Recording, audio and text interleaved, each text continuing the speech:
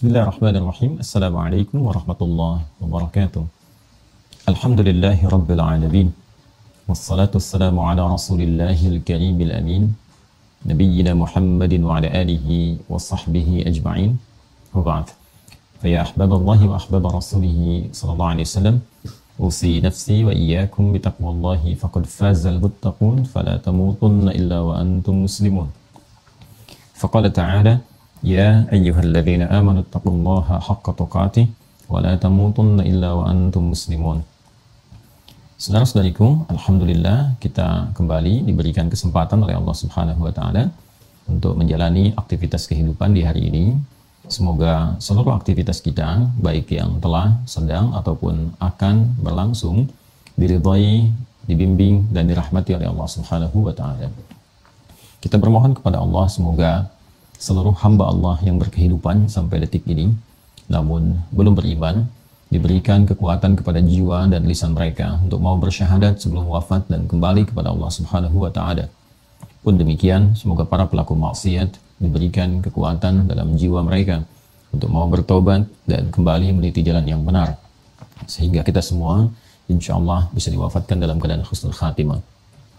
Di pertemuan kali ini kita akan mencoba melanjutkan pembahasan yang lalu terkait dengan pokok-pokok ibadah, dan kita ada pada pembahasan yang pertama terkait dengan pokok ibadah, masih dalam rangkaian bab tentang salat dan memasuki muqaddimah pembahasan turunan dari wudhu. Ini akan memberikan pengantar yang sangat penting, karena boleh jadi juga di masa kini tidak semua orang Islam mengetahui tentang turunan pembahasan, walaupun diduga pembahasan yang sederhana, tapi akan sangat menentukan dari aktivitas wudhu atau bahkan kegiatan bersuci lainnya yang terkait dengan proses ibadah yang dimaksudkan. Langsung saja kita akan mencoba menyambungkan kembali pembahasan kita di pertemuan yang lalu, setelah tuntas kita membahas tentang muqaddimah pertama terkait wudhu, dari tinjauan pengertian, makna, dan hikmahnya, yang disimpulkan bahwa wudhu bukan sekedar ibadah formalitas yang menjadi syarat pertama dalam penunaian salat, dan begitu menentukan proses pengantar pada kekhusyuan salat. Namun demikian, wudhu juga memberikan dampak yang besar, baik bagi kebersihan fisik yang digunakan untuk berinteraksi dalam kehidupan kita, dari ujung kepala sampai dengan ujung kaki. Pun demikian, wudhu seharusnya memberikan kesan penyucian terhadap fungsi-fungsi fisikal yang terkait dengan bagian-bagian fungsi tubuh kita yang digunakan untuk berinteraksi. Karena itu, orang-orang yang berwudhu bersih keadaan dirinya, bersih keadaan tubuhnya, dan melahirkan cahaya dalam berkehidupan sampai dia pun kembali berpulang dan dihisab. Dalam proses itulah kemudian Nabi SAW menyampaikan akan tampak cahaya-cahaya dari bekas wudhunya. Untuk itu mudah-mudahan sampai dengan hari ini, detik ini, wudhu kita dinilai baik oleh Allah Subhanahu wa taala, dan tugas kita untuk membuktikan bahwa wudhu kita berhasil, bukan sekedar kemudian melakukan itu semua sebagai formalitas dalam kehidupan semata. Nah, untuk bisa menunaikan wudhu dengan sempurna, tentunya ada perangkat yang harus digunakan, dan perangkat ini tentu diisyaratkan dalam Al-Quran pada satu materi khusus yang mengerucut kepada air. Kita kembali ke Quran surah ke-5 Al-Maidah di ayat yang ke-6 ketika Allah berfirman, A'udzubillahi minasyaitonirrajim, Ya ayyuhalladzina amanu, hai seluruh orang yang beriman tanpa kecuali, baik merasa dekat, menengah, ataupun tengah merasa jauh dari Allah Subhanahu wa taala, seluruhnya dipanggil dengan satu panggilan yang serupa untuk mengerjakan ibadah yang bisa menjadikan yang jauh menjadi semakin mendekat, dan yang dekat pun menjadi semakin rekat hubungannya dengan Allah Subhanahu wa taala. Kata Allah, diingatkan dan dikuatkan dengan perintah yang mengikat iman ini. Idza qumtum ilas shalah, apabila kalian ingin menyempurnakan diri untuk menuju salat, faghsilu wujuhakum, maka basuhlah, mulai dengan membasuh, ya, awal mula membasuh wajah kalian. Membasuh bila menggunakan turunan kata dari ghasala yaghsilu, fi'il amarnya ighsil, di sini faghsilu, maka kata ghasala itu erat kaitannya dengan air, dengan alma, jamaknya disebut dengan miyah. Maka di sini indahnya dalam Islam, seperti berulang kali saya utarakan, ini juga akan menguatkan keyakinan kita akan kebenaran Islam sebagai satu-satunya din yang bukan hanya diridhai, tapi juga langsung diberikan arahan, petunjuknya, pedomannya oleh Allah Subhanahu wa taala dan menugaskan Rasulullah SAW untuk menjelaskan seluruh arahan-arahan dari firman-Nya itu sehingga mudah untuk diketahui, dipahami dan diamalkan dalam kehidupan. Ketika memberikan isyarat untuk penggunaan perangkat dalam berwudu atau juga bersuci,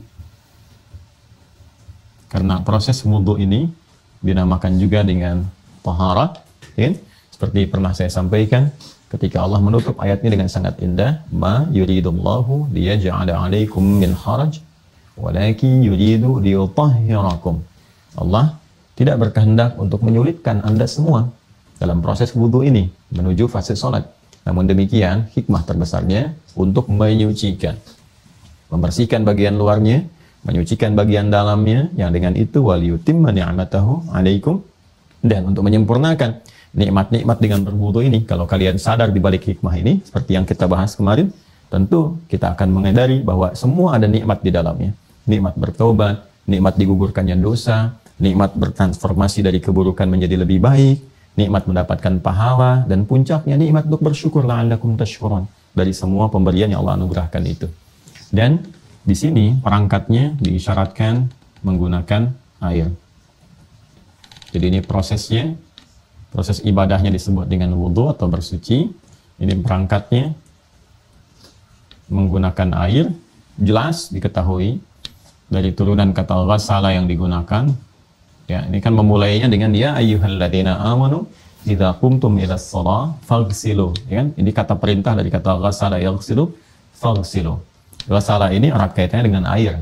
Dari mana taunya? Kalau kita teruskan ayatnya sampai ke pertengahan, maka jelas Allah menyampaikan fa illam tajidu ma'a, ya, fatayammamu. Kalau Anda tidak mendapati air, ya kan? Ini jelas. Kalau ini tidak didapati, maka kemudian bertayamumlah dengan debu yang bersih, sa'idan thayyibah, gitu kan? Nah, ini teman-teman sekalian, jadi perangkat yang pertama yang disebutkan terkait dengan aktivitas berwudu itu adalah air. Nanti ketika dipraktekkan dimulai dengan turunan katanya, ini penggunaannya. Nah, kemudian materi airnya disebutkan langsung fa illam tajidu ma'a. Bentuk tunggal dari kata miyah, ya. Ini ma'un dibentuk singularnya mufrad. Bentuk jamaknya adalah miyah. Ya, ini bentuk jamaknya. Untuk pluralnya miyahun. Jelas ya? Segala yang terkait dengan air disebut ma'i'un. Ma'i'un. Ya, segala yang terkolerasi dengan sifat-sifat air, ya, dan seterusnya, benda-benda cair atau yang terkena air atau basah teresapi itu ma'i' namanya, ya.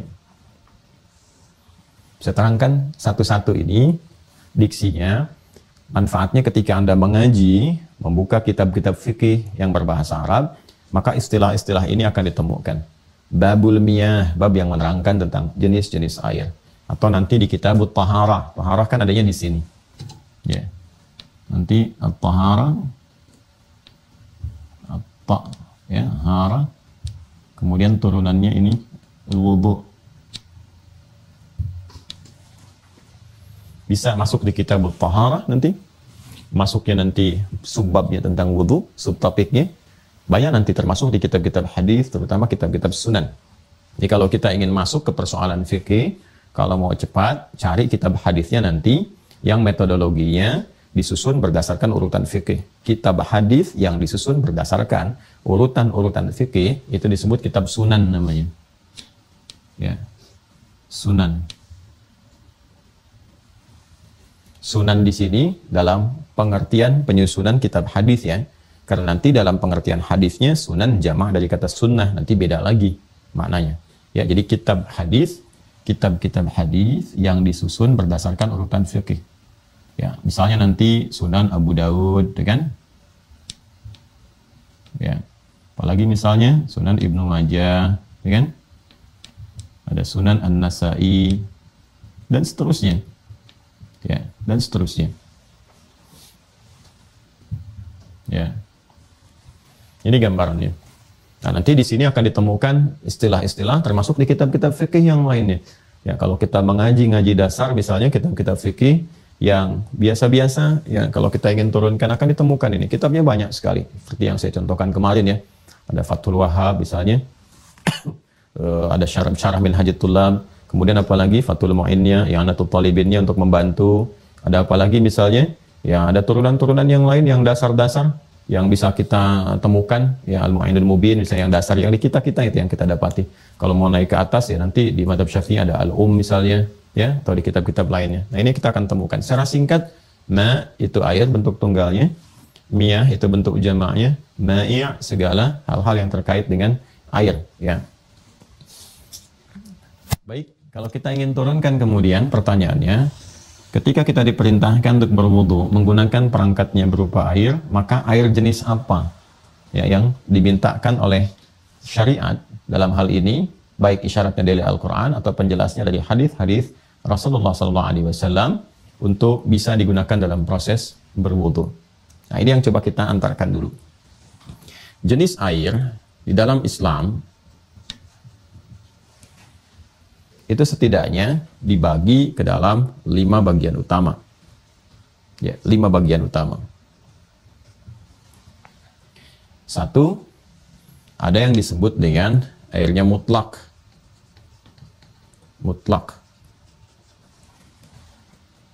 Mutlak itu air yang masih jernih, bening, punya sifat suci karena belum bercampur dan berubah sifatnya dari apapun, memiliki sifat air yang sempurna. Biasanya pendekatannya 3, ya 3 ketika air itu berubah dengan faktor apapun, ya dengan faktor apapun, karena suhu udara misalnya, ya terkena pemanasan matahari dan sebagainya, ya maka sebelum terjadi itu semua, bila dia tidak berubah dalam 3 halnya, itu masuk dalam kategori mutlak. Ya mutlak sifat airnya, ya air yang disebut air itu seperti itu. Ya belum bercampur dengan apapun. Air kalau dimasukkan ke dalam perasan misalnya mangga jadi jus kan, jus mangga. Dicampur dengan perasan alpukat jadi jus alpukat gitu ya. Nah, itu sudah berbeda. Ya, bukan sifat air secara mandiri. Ya, baiknya ini murni airnya ya, murni airnya. Jadi belum berubah satu warnanya. Kan? Kemudian juga baunya, kemudian rasanya. Ini yang akan menentukan apakah sifat air itu terpengaruh kemurniannya atau masih mutlak dalam sifat murninya. Kalau ini semua dari 3 hal ini, baik warna, bau ataupun rasanya tidak berubah dari sifat murninya, maka dia disifati sebagai air yang mutlak kemurniannya. Jelas ya? Ini dalam fikih disebut dengan air yang murni sucinya. Murni sucinya disebut dengan tahur namanya. Tahur. Ya, tahur.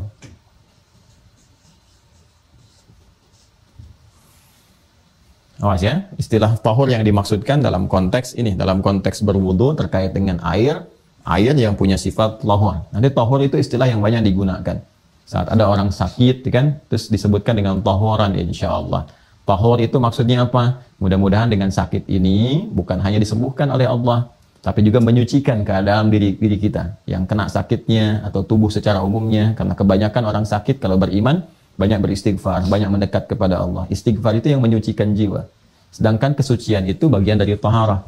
Karena itu ada kalimat yang diungkapkan berupa doa, tahuran insyaallah. Selain syafaakallah, syifaan ajilah misalnya, tahuran insyaallah. Tahur. Ya, ini mengandung arti sesuatu yang suci. Ya. Tapi dalam pengertian jenis air, sifatnya, sifat airnya mutlak kemurniannya. Maka kalau dia masih murni itu kan bening ya, belum bercampur dengan apapun dan sebagainya. Ya. Nah, maka dia punya sifat suci dan menyucikan. Suci dan menyucikan. Artinya pada zat airnya, materinya suci, disifati suci, dan bisa digunakan untuk bersuci. Suci dan bisa digunakan untuk bersuci. Suci menyucikan, singkatnya begitu. Ya. Ini tahur. Jelas ya? Pelan-pelan. Makanya istilahnya nanti ada, yang pertama adalah air yang suci menyucikan. Ya kan tahirun mutahhir, disingkat kemudian dengan nama tahur, air tahur, atau mutlak sifat ke airnya, kemurniannya yang tidak berubah dari sifat airnya baik dari warnanya, baunya atau rasanya, maka dia suci dan bisa digunakan untuk menyucikan, untuk bersuci. Baik bersuci yang sifatnya dalam konteks ibadah, ya, wudu, mandi misalnya, ya, ataupun juga menyuci perangkat-perangkat yang lainnya yang secara umum bisa digunakan. Ini bagian yang pertama.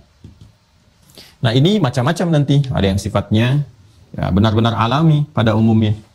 Misalnya air yang turun dari langit, itu kan hujan, ya, air hujan.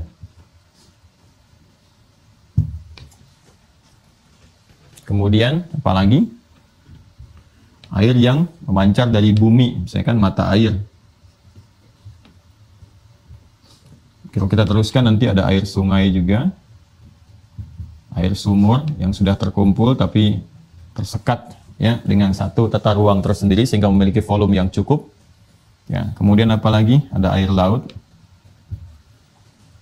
Kemudian ada apa lagi? Nanti air yang dihasilkan dari es yang murni, misalnya ada ya semacam es yang sifatnya punya air mutlak, kemudian dari air mutlak dibekukan jadi es cair kembali, nah itu masuk juga ke sini sifatnya. Atau dari air proses nanti yang berasal dari salju pada mulanya kemudian mencair, ya. Jadi kalau kita hitung ada berapa nih? 1, 2, 3, 4, 5, 6, 7. Kurang lebih ada 7. Ini yang kita temukan di kitab-kitab fikih. Kalau kita turunkan, ini kurang lebih. Nah, jadi kalau misalnya ada satu kegiatan yang sedang dilakukan, kemudian kita ingin mencoba untuk berwudu, baik untuk berwudu saja secara umumnya menjaga wudu, ataupun mendekati waktu salat, ya kita punya misalnya, alhamdulillah ada air yang kita bawa, ya, dalam botol misalnya dalam hal tertentu yang sudah kita siapkan, dan kalau di botol nanti ada catatan tersendiri, nanti masuk ketika pada jenis yang selanjutnya. Ini ya, kalau misalnya ada, kita gunakan cukup, nanti kita praktekkan, ya, insya Allah baik, ya, kalau mengandung unsur-unsur ini. Tapi kalau misalnya kita tidak membawa juga persediaan, ya, kita temukan mata air misalnya, ya, atau sudah tersambung, ya ada yang menggunakan pipa, ada yang menggunakan bambu, daerah-daerah itu, ya boleh digunakan berwudu.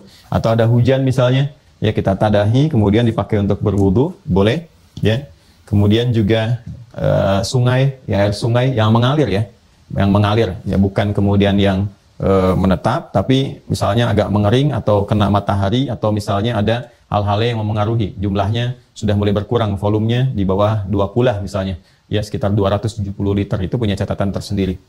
Nanti ada air sumur, air laut ini jelas berdasarkan nas, ya jelas berdasarkan nas, karena memang sifat laut itu begitu, beda dengan air-air lainnya, walaupun dia kan air laut tuh rasanya kalau rasa kan asin, ya memang sifat air laut ya begitu. Ya, kecuali kalau air laut misalnya berubah sifatnya karena keadaannya. Karena kan di beberapa laut tertentu nanti ketika bergabung dari aliran sungai ada yang tawar, ada yang asin, gitu kan? Bergabung. Nah, itu dikembalikan kepada sifat asal. Jadi kalau misalnya dia tawar, ya sifat asalnya tawar. Kalau asin, sifat asalnya asin. Jadi itu yang dimaksudkan. Ya, jadi bukan berubah, ini kan tawar, ini asin, kenapa bisa begitu? Tidak. Ya, itu dikembalikan kepada sifat asalnya. Karena itu ketika ada seseorang sahabat, dikisahkan oleh Abu Hurairah, ya ada seorang dari Arab Badawi berkonsultasi pada Rasulullah, ya dia berkegiatan yang sifatnya di laut, ya kan? Kemudian dia membawa air yang sedikit, ya. Nah ini menarik sekali. Jadi kalau kita lihat ternyata di era-era kenabian pun, ya itu ditemukan ada orang beraktivitas di sekitar lautan, ya kan? Ya boleh jadi nanti ada perdagangan yang melewati itu, ya, ataupun aktivitas yang lainnya, ya dalam arti bersinggungan dengan ini. Dan dia hanya membawa air yang sedikit, yang kalau dia minum, ya dia akan menahan rasa haus yang berkelanjutan. Sedangkan kita mengetahui bahwa air laut kalau diminum justru bertambah haus, gitu kan? Nah, apakah boleh nggak kemudian berwudu dengan menggunakan air yang ada di laut? Ya, maka kata Nabi, "Wat tahuru ma'uhu." Ini ke sini. "Wat tahuru ma'uhu," tahur. Kalimatnya menggunakan tahur. "Wat tahuru ma'uhu wal hillu maitatuhu." Ya. Ya, air laut itu suci airnya karena sifatnya memang seperti itu, ya kan? Nah, kemudian juga halal bangkainya, maksudnya ikan-ikan yang ada di situ, kalaupun kemudian mau ditangkap ya, atau misalnya dipancing kalau sekarang, atau ditombak dan sebagainya, mati, dibawa ke darat, diproses, kan, dimasak dan sebagainya, atau mau langsung dimakan dalam keadaan tertentu yang bisa digunakan, ya. Nah itu halal untuk bisa dikonsumsi. Nah ini tentang air laut. Tadi nasnya ada. Kalau minta dalil, kita turunkan dalilnya di hadis riwayat ini aja, urutan pertama, Abu Daud saja. Abu Daud. Nomor hadis 83. Ya. Rawinya sahabat Abu Hurairah. Ya. Ini ya, bisa ditemukan di sini. Khusus tentang air laut. Kalau di Ibnu Majah nomor hadis 386. Ya, dengan redaksi yang sama. Atau kita coba tunjukkan ya. Ini kita punya juga nih. Ini Abu Daud. Ini Abu Daud. Ini. Ya. Kitab Sunan. Nomor hadis 83. Berarti masih di halaman awal. 22 kalau nggak keliru. Baik. 20 ya. Halaman 20. Subbab 41. Ini ya. Ini di sini. Betul, nomor hadisnya 83. Babul wudu bima'il bahri. Subtopiknya adalah wudu dengan menggunakan air laut. Ya. Qala haddatsana Abdullah bin Maslamah an Malik an Safwan bin Sulaim an Sa'id bin Salamah bin Ali bin Al-Azraq an Al-Mughirah bin Abi Burdah wa huwa min Bani Abdiddar akhbarahu annahu sami'a Abu Hurairah. Betul ya? Abu Hurairah ya radhiyallahu taala anhu yaqulu, beliau menyampaikan, sa'ala rajulun an-nabiyya sallallahu alaihi wasallam, seorang lelaki bertanya kepada Nabi sallallahu alaihi wasallam, ya. Di kisah lain nanti Arabi dari kalangan Arab Badui kan. Faqala ya Rasulullah, maka ia kemudian berkata, ya Rasulullah, inna narkabul bahra, kami itu sedang perjalanan di laut, ya kan? Kemudian wa nahmilu ma'ana al-qalila min al-ma', dan kami membawa perbekalan sedikit air. Kemudian fa in tawadda'na bihi atishna, tapi kalau kami berwudu dengan menggunakan air itu yang bekal sedikit tadi, kami akan kehausan. Afanatawadda'u bima'il bahri, apakah diperkenankan kami berwudu dengan menggunakan air laut?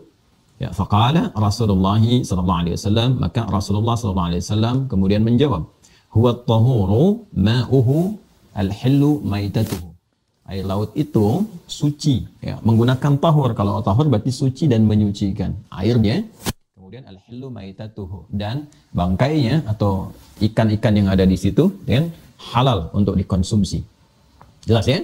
Halal untuk dikonsumsi, airnya suci dan menyucikan. Jadi kalau misalnya sedang ada aktivitas, terutama di keluarga besar Mira atau pemirsa umum yang bergabung, sedang di lautan, tugas-tugas, ya, ada TNI Matra Laut misalnya sedang bertugas, atau juga nelayan, ya, atau yang sedang tugas di kapal tertentu dan sebagainya, itu boleh air laut digunakan untuk proses berwudu, ya.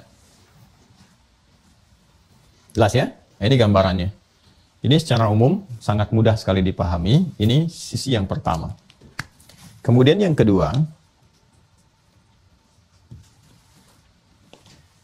ada air. Airnya air murni sebetulnya. Ya, saya ulangi, airnya air murni. Hanya terkena pemanasan dari matahari. Ya, bukan proses dari water heater itu ya, yang dari kamar mandi misalnya, atau punya pemanas dan sebagainya, bukan dari situ. Prosesnya bersumber langsung secara alamiah dari matahari, kena pemanasan matahari. Ya. Ini disebut dengan musyammas istilahnya, air musyammas. Ya. Ini air musyammas. Ya. Yang terkena panas matahari. Terkena sinar atau panas matahari, terkena panas atau sinar mentari. Jelas ya? Anda ada air, baik di botol misalnya, ya, atau perangkat lainnya, atau menemukan satu misalnya keadaan air tertentu, tapi langsung terkena pemanasan dari matahari, sifatnya kena sinar. Maka yang seperti ini makruh digunakan untuk bersuci. Makruh. Tidak disukai, disarankan untuk tidak digunakan. Walaupun ada unsur kecil kebolehannya, ya mungkin kalau nggak ditemukan lagi yang lainnya hanya ada ini, gitu kan, maka ada perkenannya. Walaupun sifat makruh melekat kepadanya, dan makruh ini nanti ada risetnya tersendiri. Ada risetnya tersendiri. Makruh cenderung tidak disarankan, cenderung tidak disukai. Ya. Jadi cenderung tidak disukai, tidak disarankan, walaupun juga tidak mutlak dilarang, ya, tidak mutlak dilarang.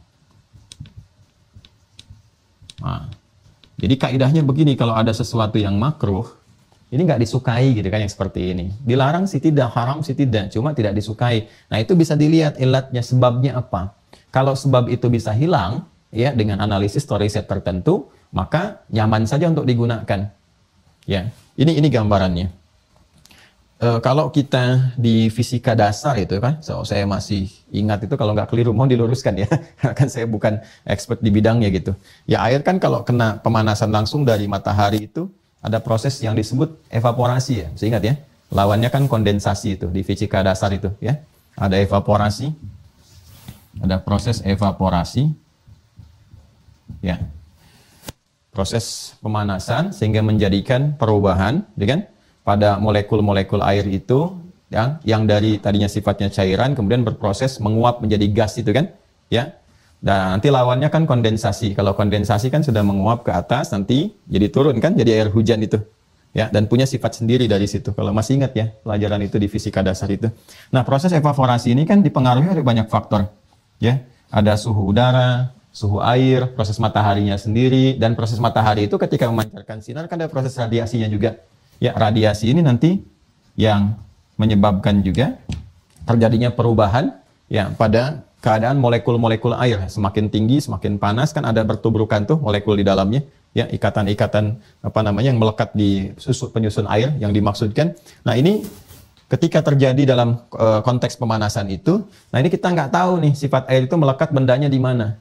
Ya, perubahan suhunya berpengaruh nggak dengan keadaan sinar air itu. Kalau dia kena botol, kan ini jadi bermasalah. Apalagi botol plastik, ya. Kalau dia terurai sifat-sifat plastiknya, kemudian terkena kemudian kepada bagian airnya dan bercampur di situ, jangankan dipakai wudhu, diminum aja nggak dianjurkan.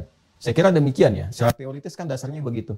Mungkin yang teman-teman ahli di bidang fisika atau kimia itu akan lebih mengetahui bagaimana ketika air dalam botol terkena pemanasan langsung ya dari matahari dan sebagainya, kan sifatnya juga itu bisa dikhawatirkan ya, karena sifat-sifat ada dalam plastik terurai ya, kemudian juga partikelnya bisa bercampur dengan molekul-molekul yang ada dalam air, jadi bisa berpengaruh keadaannya. Atau bila terkena pemanasan langsung. Nah, ini kenapa sifat makruh itu ada, tidak disukai? Karena khawatir ada perubahan dalam sifat air yang tidak langsung nampak. Ya, kalau yang nampak nyata kan berubah warnanya jelas. Kalau berubah warna sudah nggak bisa digunakan. Terkena pemanasan berubah warna jelas. Ya. Nah, berubah bau karena mungkin benda-benda yang melekat sekitaran air terkena pemanasan bercampur ke situ. Ya, sehingga merubah bau jelas nggak bisa. Ya, rasa juga udah feeling itu. Kalau bau berubah pasti rasanya beda. Kalau rasa itu pakai feeling. Ya, ingat ya, rasa pakai feeling nggak harus dicobain. Dicobain bisa bermasalah gitu. Ini ada pendekatan fikihnya. Ya, sama walaupun bukan cuma air, ada kotoran. Ya kan? Ada main dengan kucing tiba-tiba nggak sengaja terkena kotorannya. Kotoran kena baju, Anda bersihkan pakai air. Kan unsurnya harus hilang. Warna, bau, rasa. Warna udah kelihatan, nggak kuning lagi. Udah hilang, bersih. Bau dicium, udah nggak ada baunya. Rasa gimana, masa mau dijilatin? Kan tidak, ya. Nah, ini pakai feeling aja. Kalau baunya udah nggak ada, kemudian juga warna sudah berubah, terus feeling kita kuat, namanya ghalabatul dhanni. Ghalabatul dhanni, dugaan yang kuat bahwa rasa sudah nggak ada. Jelas ya? Nah, ini juga demikian.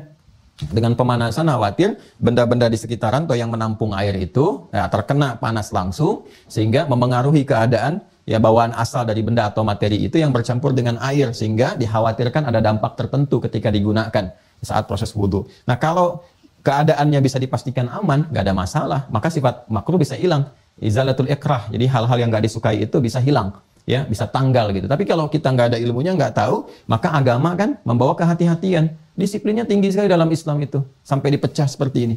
Ya, sifat-sifat keadaan. Jadi kalau ada yang terkena pemanasan langsung dari matahari dan sebagainya, langsung ya, sifatnya dari matahari, bukan dipanaskan secara proses elektronik atau yang lainnya misalnya. Ya, ya ini yang dimaksudkan. Maka sifatnya makruh, tidak disukai untuk digunakan dalam konteks berwudu. Jelas ya?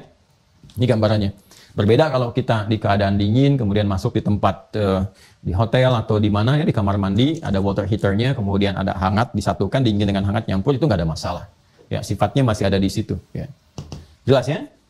Ini gambaran tentang air musyammas. Ya. Wah, ini colong dicek ya. Seingat saya sih ini nih, evaporasi istilahnya. Kemudian kalau sudah menguap ke atas, jadi gumpalan awan, kan?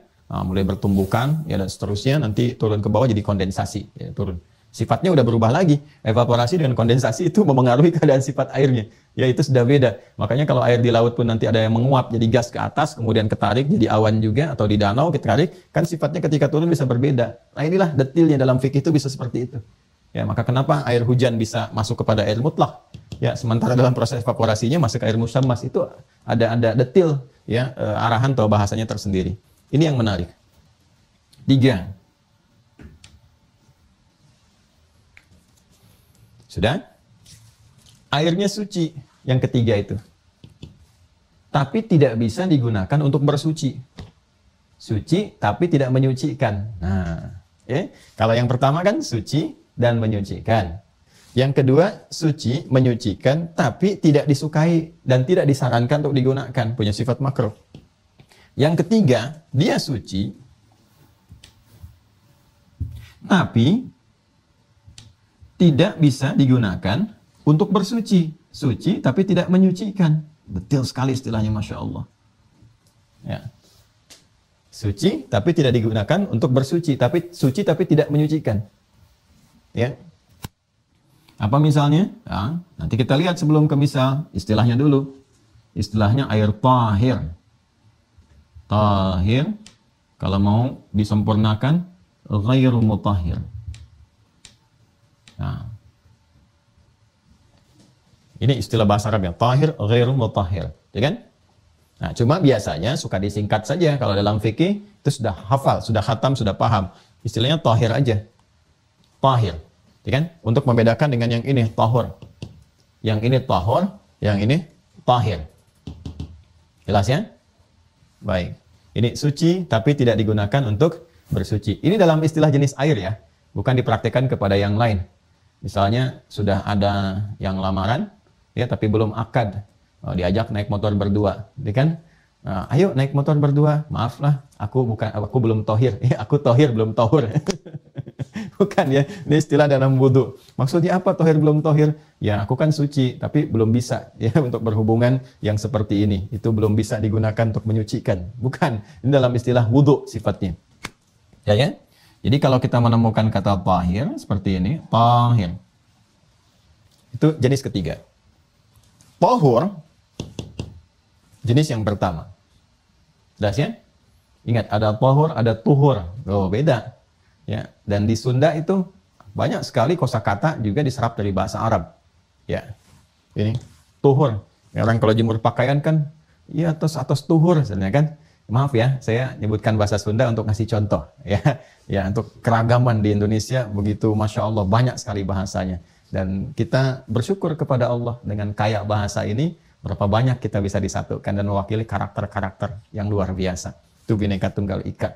Nah, di Sunda juga ada serapan dalam bahasa Arab seperti tuhur. Nah, itu acukna atau tuhur ya. Bajunya itu sudah kena panas, dijemur, ya sudah tuhur. Nah, tuhur itu sebetulnya ajaran orang tua dulu yang mengajar secara fikih. Maksudnya apa? Sudah suci. Ya, karena panas itu juga salah satunya bisa menyucikan. Alat untuk bersuci, tapi bukan untuk wudhu, ya, bukan untuk wudhu. Itu bisa menggunakan panas. Apa diantaranya? Ya, baju itu. Ya, kalau kemudian sudah dicuci, bersih, kering, keringnya itu kena panas kan kering tuh, sempurna. Begitu kering, dia digunakan untuk beribadah kembali, suci bersih kembali. Maka orang tua dulu mengatakan tuhur tuh atau stuhur katanya. Tuhur di situ maksudnya apa? Bukan cuman sudah bersih kering tapi suci dari najis. Ya, itu orang tua kita dulu banyak meresapkan bahasa-bahasa itu yang tanpa sadar digunakan prakteknya adalah praktek fikih sebetulnya. Ya, sini ya. Tahir ghairu mutahhir, air tahir, air suci tapi tidak bisa digunakan untuk bersuci. Suci tapi tidak menyucikan. Contoh apa? Ini air murni, ini yang bercampur dengan materi lain atau zat lain yang suci juga sifatnya. Ya, tapi karena bercampur di situ ada perubahan-perubahan dari warnanya, baunya, rasanya, kan? Tapi bukan najis, benda suci juga. Karena sudah berubah sifat ininya, nggak bisa dipakai bersuci. Contoh apa? Nih, air tahur, air yang mutlak, yang bersih, plus kopi. Nah, kan? Jadi apa? Air kopi. Kan? Air plus kopi, jadi air kopi. Ya. Pak, kopi Pak, 1 gelas. Oh iya, pahit atau manis? Pakai gula nggak? Ah, pokoknya kopi aja Pak, nggak pahit, nggak manis, nggak apa-apa. Saya mau wudhu. Nggak bisa. Nggak bisa karena sudah bercampur. Airnya bercampur dengan kopi, jadi air kopi. Air kopi ini suci, tapi nggak bisa dipakai untuk bersuci. Kenapa? Karena bercampur sifatnya ini keadaannya. Walaupun dua materi sifatnya sama-sama suci, tapi kalau airnya sudah bercampur dan berubah dari sifat dasarnya, maka tidak bisa digunakan untuk bersuci. Ini gampang, tinggal tambahin aja hal-hal yang suci yang lain setelah ini. Ya, air plus jeruk, ya kan? Nah, air plus alpukat terus jadi bercampur airnya, maka ini disebut dengan air tahir tapi ghairu mutahhir. Air yang suci tapi nggak bisa digunakan untuk bersuci. Air sabun nggak bisa dipakai wudhu, ya kan? Ingat, air sabun pakai mandi bisa, mandi biasa dan seterusnya, tapi dipakai untuk berwudhu tidak.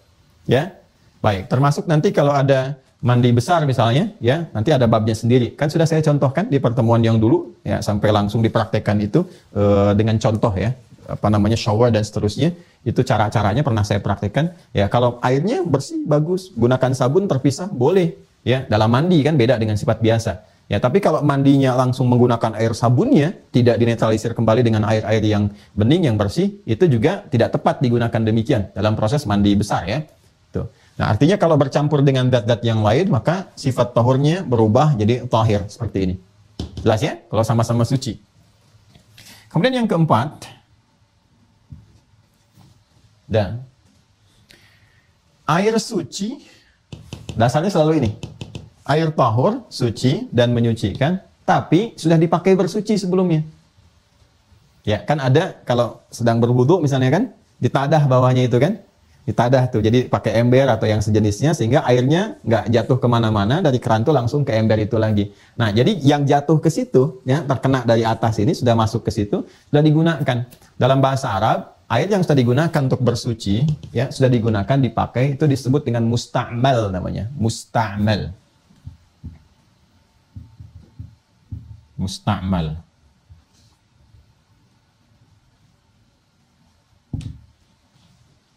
Musta'mal.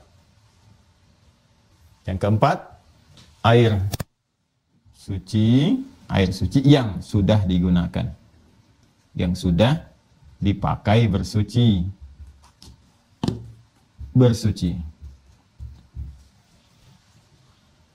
Dan ini walaupun ada khilaf kecil di antara para ulama, tapi yang paling populer dan ini yang dipegang oleh kita, dengan ini tidak digunakan untuk bersuci kembali. Jelas ya? Tidak digunakan untuk bersuci kembali.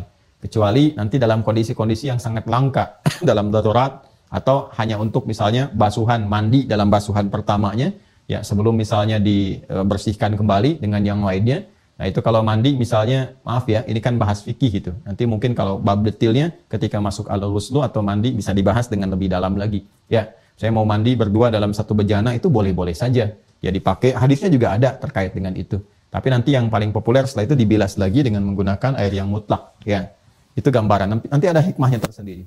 Tapi dalam pembahasan wudhu, ini yang paling populer, ya air yang sudah digunakan, terutama dalam mazhab Syafi'i dan turunan-turunannya, air yang sudah digunakan untuk bersuci, maka tidak dipakai untuk bersuci kembali. Jadi kalau sudah wudhu, ya kemudian pakai misalnya ember, ditadah, ya kan?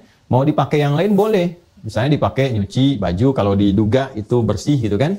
Dari wudhunya nggak terlampau, bukan kotoran-kotoran ini sudah ada kotor kemudian kena kotoran itu, maka nggak tepat juga kalau dipakai nyuci baju dan sebagainya. Tapi kalau ini dari kita tadah supaya airnya nggak bertebaran, misalnya sayang Anda ingin tadahkan, Anda siramkan ke bunga, kemana dan sebagainya sehingga memanfaatkan air yang dimaksudkan, itu sah-sah saja, boleh dilakukan. Ya, bahkan ada kisah, ini kisah nyata sekali, kisah nyata ya, tapi ini langka kasusnya. Langka atas kehendak Allah Subhanahu wa taala. Bahwa ada kawanan perampok, ya, ini nyata kita di kalangan orang-orang soleh. Makanya sering dibaca-baca kitab-kitab atau buku-buku yang sudah diterjemahkan lah ke dalam bahasa Indonesia. Dulu saya masih temukan terjemahan-terjemahan itu.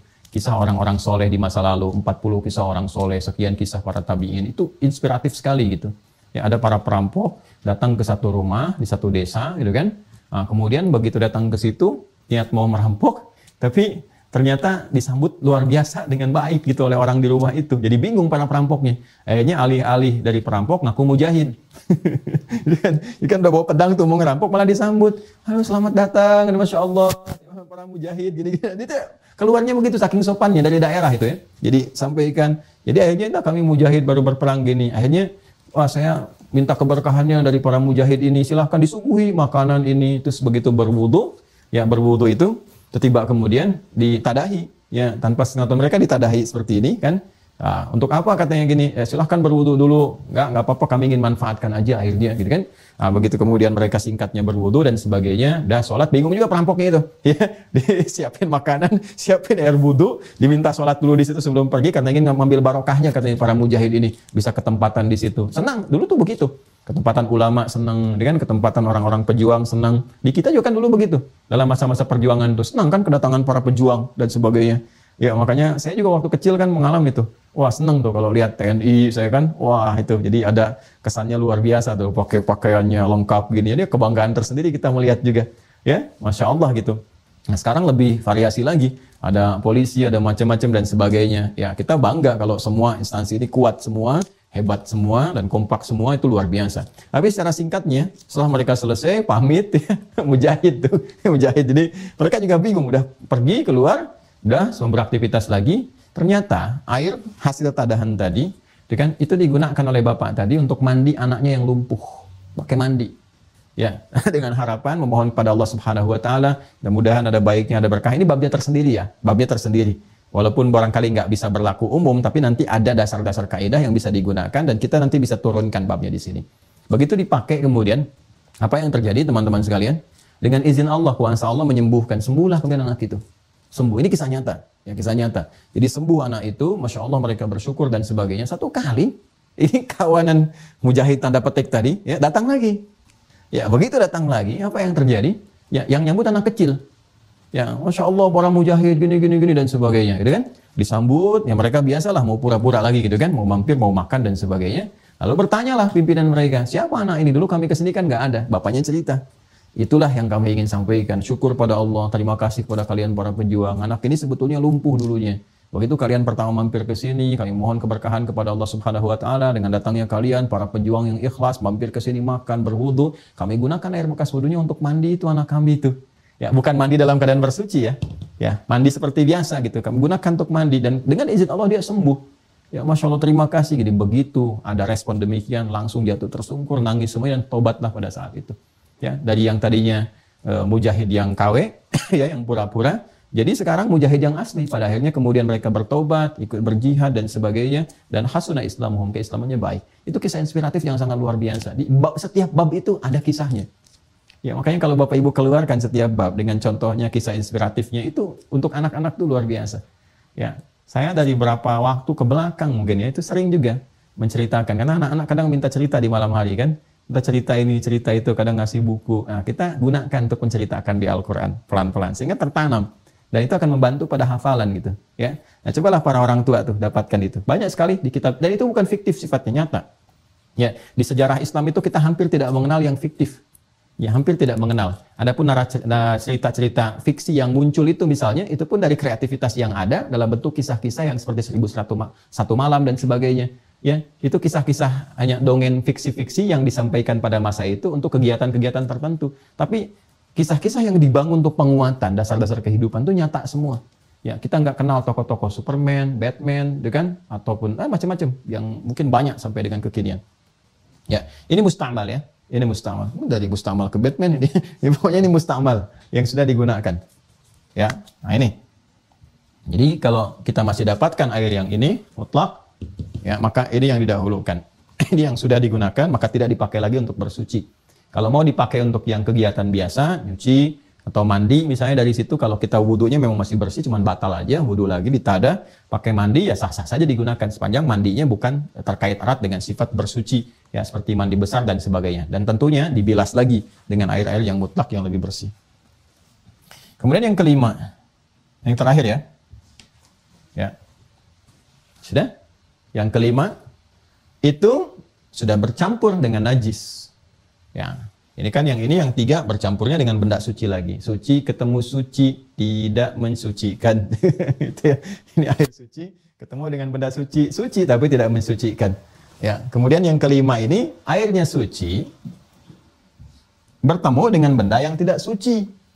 Ya, ketika bertemu dengan benda yang tidak suci, bercampur, terkontaminasi, jadilah kemudian tidak suci air itu. Ya, tidak suci. Kenapa? Karena terkena najis. Yang tidak suci itu kan najis namanya.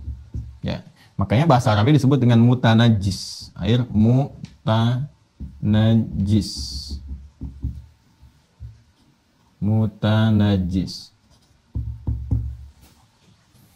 Air najis yang punya sifat tidak suci. Ya?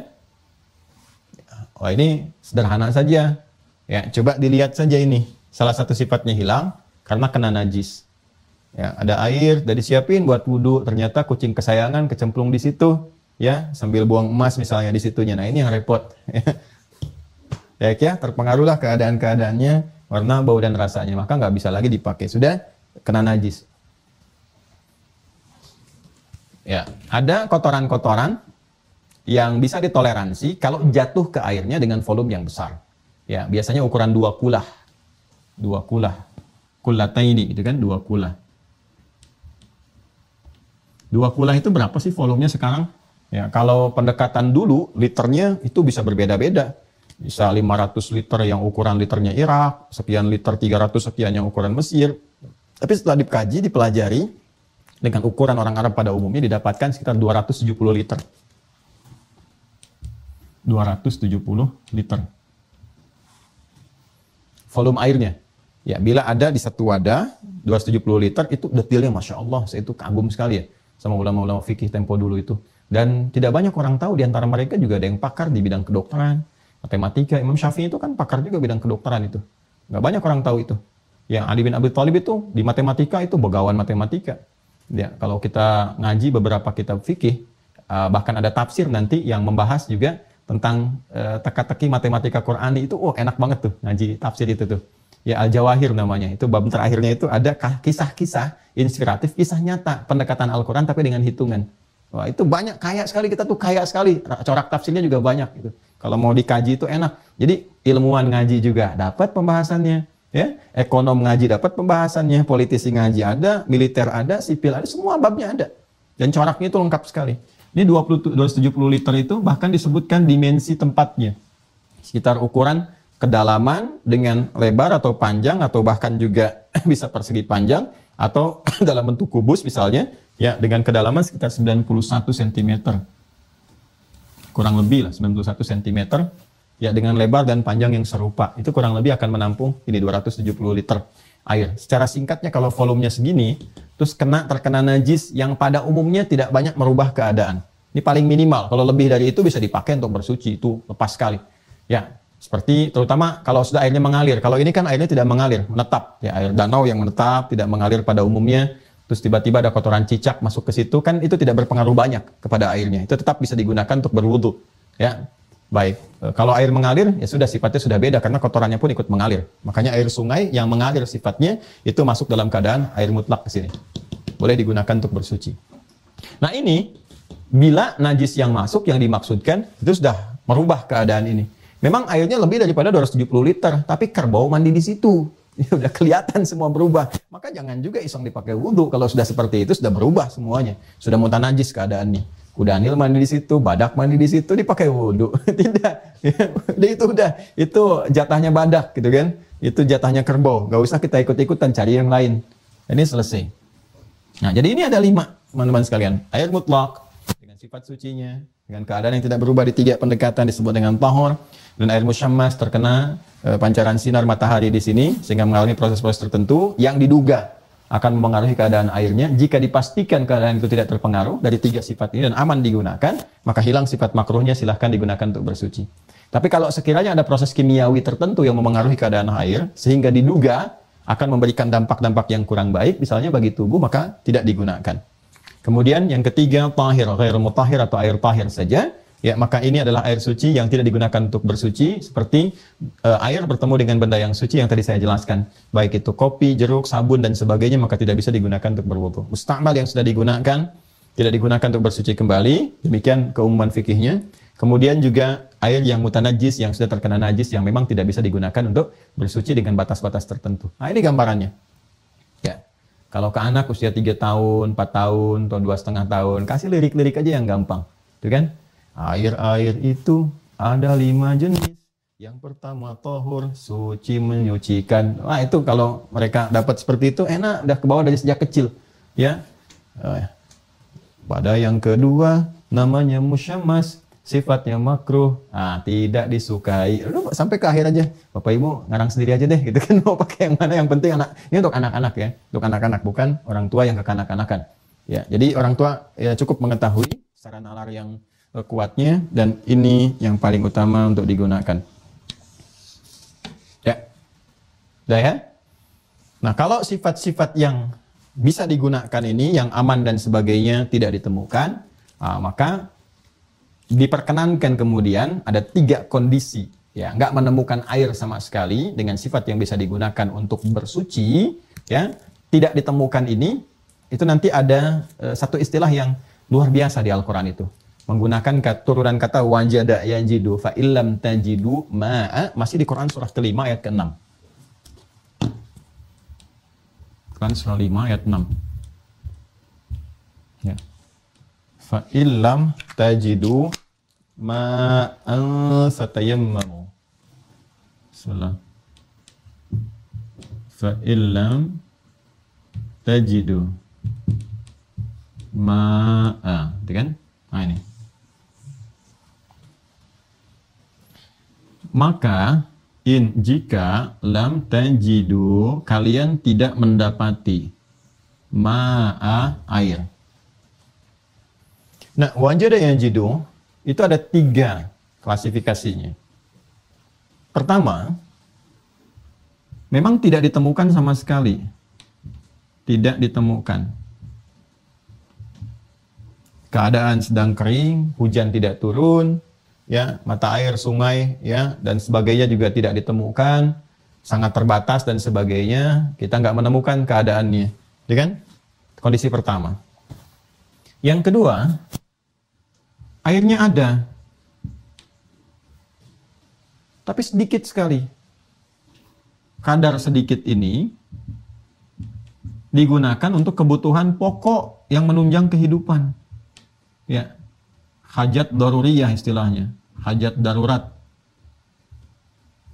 Ya. Contoh, ada air, kita bawa nih gitu kan, tapi cukup di perjalanan untuk minum. Yang kalau nggak minum, kan minum nggak bisa tayamum. Ya kan? Wudhu bisa tayamum, nggak ada air. Ya minum bagaimana? Minumnya tayamum kan nggak mungkin. Ya, minum kan yang digunakan apa perangkatnya? Ya air. Karena itu kalau misalnya dicukupkan untuk kebutuhan pokok untuk minum, maka jangan dipaksakan untuk digunakan wudhu. Ya, atau hajat yang sifatnya terbatas. Ya, kayak di pesawat terbang misalnya kan ada hajat-hajat terbatas di situ. Atau di toilet-toilet yang di kendaraan misalnya. Ya, semua 100 orang misalnya mau berwudu di situ, begitu 50 akhirnya habis semua. Yang 50 nggak bisa. Ya, begitu ada persoalan, ada hajat tertentu, air nggak ada. Jadi madarat untuk semua, gitu kan? Nah, ini jadi persoalan di sini. Ini kalau sedikit sekali, seperti kasus yang kita temukan tadi, tapi kan itu ada alternatifnya di air laut, ya kan? Nah, ini yang kedua. Yang ketiga, airnya ada, tapi tidak memiliki kemampuan untuk menggunakannya. Karena alasan medis tertentu misalnya. Kalau terkena air, ya penyakitnya bisa semakin parah. Ya, atau kondisi-kondisi tertentu yang tidak bisa menggunakan itu. Dingin luar biasa. Nah, ini ada kisah lagi nih. Ini Islam tuh kaya dengan kisah. Cuma nggak akan saya kasih sekarang. Nanti aja. Ini kisahnya tuh luar biasa. Ada lucunya, ada harunya, ada macam-macam lah. Ya kan? Orang baru masuk Islam, mu'alaf, terus langsung diangkat jadi panglima perang. Ya, oleh Nabi langsung yang angkat. Sementara yang seniornya, ya kan, dilampaui oleh ini. Itu Nabi sendiri yang mengutus itu. Wah, sudah mu'alaf gitu kan. Baru kemudian diangkat jadi panglima perang. Itu mengepalai Khalid bin Walid, mengepalai Umar bin Khattab. Ya, sampai Umar tuh yang belum bisa membaca maksudnya pada saat itu, ada jengkelnya juga tuh. Jengkelnya terhadap keadaan orang ini, bukan pada keputusan nabinya, bukan. Ya, karena ada kejadian-kejadian.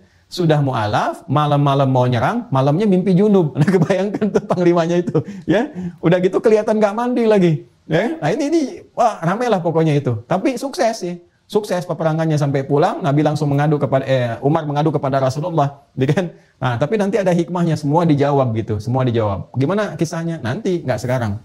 Ya. Nggak sekarang, pokoknya ikuti aja deh.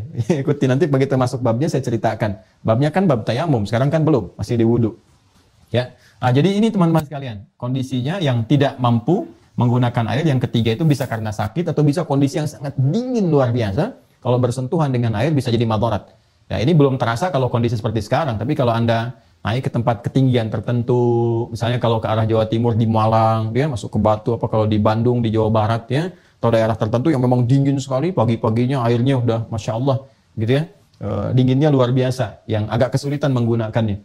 Ya, kayak Ciwidey ke atas itu kan, kalau daerah Jawa Barat itu, ya jangankan mau pegang air, kadang-kadang ke atas malam sudah begini gitu. Kalau nggak pakai penghangat, tuh sudah terasanya luar biasa. Nah ini kalau memang tak mampu sama sekali bisa ada madarat dan tidak ada penghangatnya, maka nanti ada alternatif lain untuk bertayamum itu. Yang digunakan bukan air, ya, yang digunakan sa'idan thayyiban.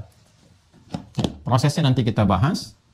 Fatayammamu, maka alternatifnya tidak menggunakan perangkat air lagi, tapi menggunakan perangkat debu yang bersih dan punya unsur suci. Ya. Ini nanti yang prosesnya disebut dengan tayammum. Tapi kita bahas di pembahasan selanjutnya setelah wudhu supaya tertib dulu pembahasannya. Ini yang terkait dengan tayammum. Debu ya, bukan tanah, ingat. Kalau tanah sifatnya bisa menempel, tapi sifatnya bisa ada di tempat terbatas. Kalau debu itu bisa dimanapun. Bisa ditemukan. Kadang-kadang Anda nyimpan gelas, sudah dicuci, disimpan, nggak digunakan, ada debunya juga. Karena kan terbang, terbawa udara juga. Ya. Nah, ini bahasanya menggunakan kata sa'id dan thayyiban. Sa'id dan thayyiban. Thayyiban. Gini ya. Gini. Yang menempel di tempat yang suci, di tempat yang bersih. Jadi ini pun ada kriterianya juga. Nggak semua tempat bisa digunakan untuk tayamum. Yo, saya tuh pengen ada tapaknya sampai kiamat sehingga terasa debunya itu memang betul-betul tayamum. Terus knalpot ditempelin misalnya. Nggak begitu juga. Ya, jadi ada tempat-tempat tertentu yang sifatnya memang bagus, bersih, baik. Ya, kalau di pesawat kan sudah ada di tempat dekat jendelanya begini, ya, atau di kursinya kan yang ada space tertentu yang kayak ada meja makannya juga depannya bisa kita tempelkan. Nanti prosesnya kita ajarkan. Ya, tapi prinsipnya kalau nggak menemukan air sama sekali dengan 3 kondisi ini tayamum. Ya, kalau sedang naik ke gunung misalnya, ya susah dan seterusnya, kalau ada kondisi tertentu, ada tanah yang bersih langsung tempelkan, tembok bisa dan sebagainya. Jelas ya? Nah, ini kondisi debu yang melekat di tempat yang baik. Ya, ini debu yang suci atau kalau mau dibalik suci dalam debu. Nah, itu tayamum. Jadi, kalau ada pembahasan fikih judulnya suci dalam debu, itu tayamum. Ya. Baiknya bikin sinetron judulnya tayamum misalnya, bingung, tapi suci dalam debu bisa paham. Jelas ya? Nah, ini gambarannya. Ini jenis-jenis airnya. Kemudian kalau nggak ada air sama sekali yang digunakan, prosesnya, nah itu yang coba kita bahas. Nah, sekarang kalau sudah tahu, ini sudah paham, terkait dengan wudhu, maknanya sudah kita bahas. Kemudian yang kedua, hikmahnya juga sudah kita dapatkan kemarin. Perangkatnya ini, perangkatnya sudah kita dapati ilmunya saat ini. Nih, yang digunakan air, kondisinya begini dan begitu dan seterusnya. Tinggal sekarang prakteknya atau prosesnya. Bagaimana cara berwudu yang ditunjukkan oleh Al-Quran dan Sunnah Rasulullah SAW. Nah, untuk praktek ini, saya akan coba sajikan secara khusus dengan menggunakan perangkat langsung, ya, di tempat yang mudah digunakan untuk berwudu atau di tempat wudunya langsung, supaya nanti apa yang Anda bisa lihat bisa jelas langsung prakteknya. Bagaimana kalau ada keran, bagaimana kalau menggunakan bejana, ukuran Nabi airnya seperti apa, sebanyak apa, dan sebagainya. Nah, itu nanti kita akan coba hadirkan di sesi yang berikutnya, sehingga contoh-contoh yang digunakan, kita harus berpindah lokasi nih. Ini kan lokasinya khusus nih, dalam studio pustaka yang di Quantum Akhyar Institute. Jadi kalau pakai keran atau air, basah semua nanti di sini. Ya, jadi kita pindahkan ke tempat wudhu khusus, supaya bisa terlihat, ya, kemudian mudah untuk dicontohkan. Jadi nanti Anda belajarnya pun bisa langsung melihat prakteknya seperti apa. Itu gambarannya ya. Ya, bahasa singkatnya, talim kita tuntas di kesempatan kali ini untuk materi yang ini. Ya, jadi nanti selanjutnya kita akan berpindah untuk menjabarkan tentang proses wudhu, dan setelah mengetahui tentang ini semua, maka Masya Allah betapa luar biasanya Islam memberikan petunjuk kepada kita sampai detil seperti ini. Saya mau katakan begini ya. Ini untuk menguatkan keyakinan kita, karena kan ibadah erat kaitannya dengan akidah. Bisa nggak Anda gambarkan? Apa mungkin sesosok Nabi Muhammad SAW bisa menyampaikan seperti ini dengan sifat kemanusiaannya? Ya, di masanya loh, di eranya gitu. Nggak mungkin. Karena itu, penting kita untuk meyakini ada sesuatu kekuatan yang lain. Kan? Ada sesuatu yang menjadikan beliau bisa menjelaskan semua ini. Ya, siapa? Bagaimana kekuatannya? Ya, itu dia yang disebut dengan Rasul itu. Kalau Allah nggak tetapkan, nggak mungkin bisa menjelaskan ini semua. Artinya apa? Artinya semua ajaran dalam ibadah kita itu sumbernya langsung dari Sang Pencipta, dari Allah sendiri. Disampaikan, Rasulullah ditugaskan untuk menjelaskan kepada kita. Sehingga jelas. Karena itulah agama itu kalau kita ingin melihat kebenarannya, sampai kita bisa meyakini dengan utuh, dilihat semuanya. Dari tata caranya, sumbernya, maknanya, hikmahnya. Kenapa kita meyakini Islam? Begitu kita yakini kebenarannya, karena Islam memenuhi semua syarat-syarat yang terkait dengan keagamaan. Ada semua di situ. Membahas Tuhan, Tuhannya jelas. Nggak ada yang ambigu. Sehingga orang nggak ada celah untuk bertanya. Ya, nggak ada yang bingung tentang Allah, tentang Tuhan dalam Islam. Nggak ada, karena nggak menyisakan celah kebingungan. Membahas tentang aspek keimanannya, turunannya dijelaskan. Sampai hidup kita pun dijelaskan. Dari dunia begini, keadaannya begini. Nah itu semua nyata. Dan kita rasakan. Sadar atau tidak sadar, dialami sendiri. Kalau kita ngaji Quran atau hadis terkait dengan semua pekerjaan kita, akan ditemukan. Termasuk ke alam kubur, sampai dengan ya alam kita kembali kepada Allah Subhanahu wa Ta'ala. Nah pun demikian terkait dengan ibadah ini, seharusnya pembahasan-pembahasan ini mengantarkan kita pada kesadaran. Bukan hanya kesadaran berwudu yang benar, tapi kesadaran tentang kebenaran Islam. Jelas sekali, korelasinya semuanya ada. Sampai dijelasin. Stimulus ilmiahnya apa, gitu kan? Dan sebagainya. Jadi bersyukurlah sampai hari ini, kita masih mendapatkan hidayah Allah Subhanahu wa Ta'ala untuk beriman kepada Allah. Mudah-mudahan istiqamah dijaga sampai wafat, sampai kembali kepada Allah Subhanahu wa Ta'ala. Ini pembahasannya, teman-teman sekalian. Ya, mudah-mudahan nanti kita bisa turunkan di pembahasan-pembahasan lanjutan yang setelahnya. Saya kira itu ya yang bisa disampaikan di kesempatan kali ini. Semoga bisa didapati ilmu-ilmu yang bermanfaat untuk kita semuanya, dan semoga Allah Subhanahu wa Ta'ala merahmati kita semua. Demikian yang bisa kita sampaikan. Semoga mendapatkan manfaat, dan kita akhiri pertemuan kita di kali ini. Silahkan di cross check semuanya ya, pembahasan-pembahasan ini di ayat dan seterusnya dicek kembali. Mudah-mudahan apa yang kita sampaikan dapat keberkahan di sisi Allah Subhanahu wa Ta'ala. Khususnya terkait dengan wudu, nanti ke tayamum di Quran surah yang kelima ayat ke-6 ya. Itu tertukar tuh. Walam tajidu falam tajidu ma', bukan fa'ilam tajidu. Fa'ilam tajidu nanti di ayat lain yang bersinggungan masih dengan proses tayamum. Saya kira itu ya. Terima kasih untuk pertemuan hari ini. Allahumma taqabbal minna innaka antas sami'ul alim wa tub 'alaina innaka antat tawwabur rahim. Allahumma rabbana atina fid dunya hasanah wa fil akhirati hasanah wa qina adzabannar. Allahumma ij'alna minal mutawaddi'in. Allahumma rizqna ya Allah wal muhajjalin. في يوم حسابنا يوم القيامة يوم نلقاك يا أرحم الراحمين اللهم يا الله اجعلنا من أتباع سيدنا محمد صلى الله عليه وسلم من المستقيمين في دينك وفي سنة نبيك وصلى الله على سيدنا محمد وعلى آله وصحبه أجمعين وآخر دعوانا سبحانك اللهم وبحمدك نشهد أن لا إله إلا أنت نستغفرك ونتوب إليك والحمد لله رب العالمين. السلام عليكم ورحمة الله وبركاته.